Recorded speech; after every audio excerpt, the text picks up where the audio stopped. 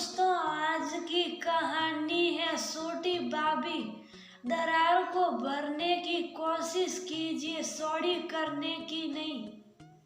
दोस्तों, कहानी शुरू करने से पहले अगर आपने चैनल को सब्सक्राइब नहीं किया हो तो कर लीजिए ताकि आपके पास पहुंच सके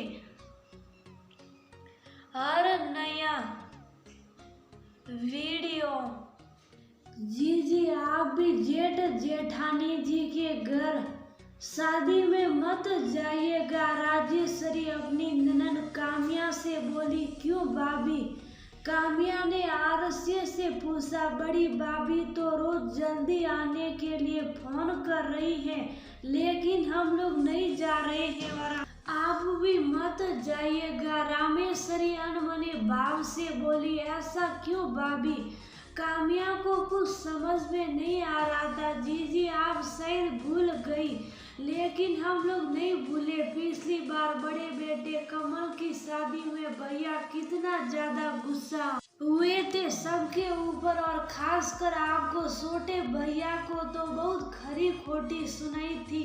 रामेश्वरी के शब्दों में बहुत ज्यादा गुस्सा झलक रही थी। भाभी, आप अभी तक उस बात को गांठ में बांध कर बैठी हैं, और फिर गलती हम लोगों की थी। छोटे भैया ने कमल के ससुराल वालों की बेइज्जती करने में कोई कसर नहीं रखी। अच्छा हुआ कि उस समय बड़े भैया ने आकर बात संभाल ली, वरना बेटी वालों के सामने आखिर हम लोगों की क्या इज्जत रह जाती।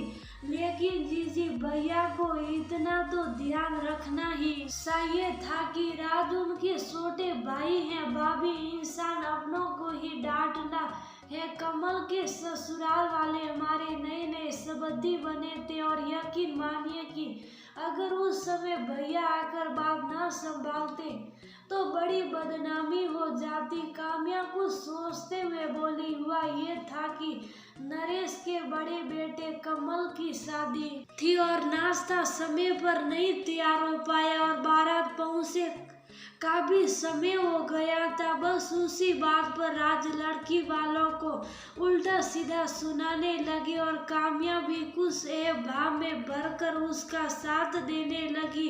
बेटी वाले बराबर इस देरी के लिए क्षमा मांग रहे थे। शोर शराबा सुनकर नरेश वहां पर आ गए, और राज के साथ साथ काम्या को भी डांट दिया कि क्या लड़के वाले हो तो कुछ भी बोलोगे। एक बेटी वाला वैसे भी बेटी की शादी को लेकर उलझन में होता है, और ऊपर से तुम लोग ऐसी हरकत कर रहे हो। आज बेटे वाले बनकर खड़े हो ना तुम लोग, तभी अहंकार झलक रहा है। कल को जब बेटी की शादी करोगे ना, तब एक बेटी वालों के दर्द का एहसास होगा। जब रिश्तेदारी हो जाती है तो रिश्तों को आगे कर संभालना सीखो। ये रिश्ते बहुत नाजुक होते हैं, जरा से झटके से टूट जाते हैं।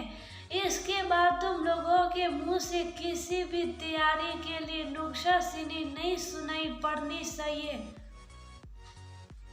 नरेश तो ये बात कहकर शायद भूल गए, और भूल काम्या भी गई थी, लेकिन रामेश्वरी के मन में शायद उस बेइज्जती का जहर अभी भी भरा था, और वे जहर उनके छोटे बेटे विमल की शादी के समय उगल रही थी। लेकिन जीजी भैया ने उन लोगों के सामने क्यों कुछ कहा, बाद में समझा देते। रामेश्वरी चीढ़ कर बोली।